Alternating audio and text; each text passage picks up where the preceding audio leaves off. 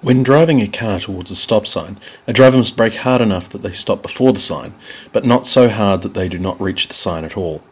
Aircraft approaching a runway have a similar problem, but the brakes must be applied up to 100 miles from the destination.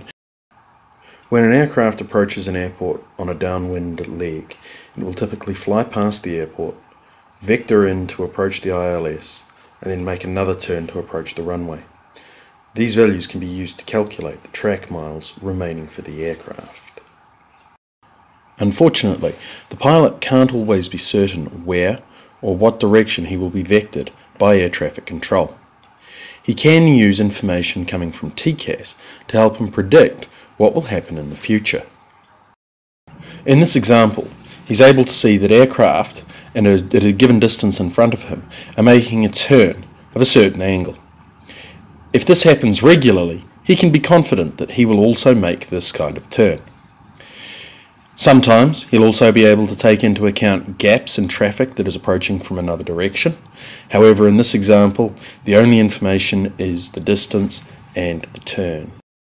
By taking into account the distance to the expected turn and the angle of the expected turn, we can calculate the track miles that the pilot expects to fly along the route that he has calculated.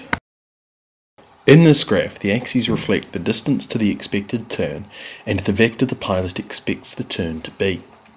For instance, they might expect a 100-degree turn in 4 miles. This point is exactly on the green line, so a normal flight profile will lead to a safe landing. If they expect the same 100-degree turn in only 3 miles, then the value will be near the blue line and heavy braking will be required.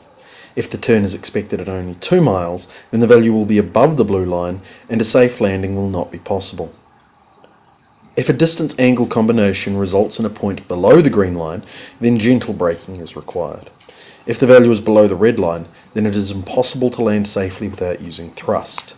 This is wasteful and should be avoided. There are numerous advantages to this tool. The pilot does not need to interact with the device. Instead, the information is permanently available.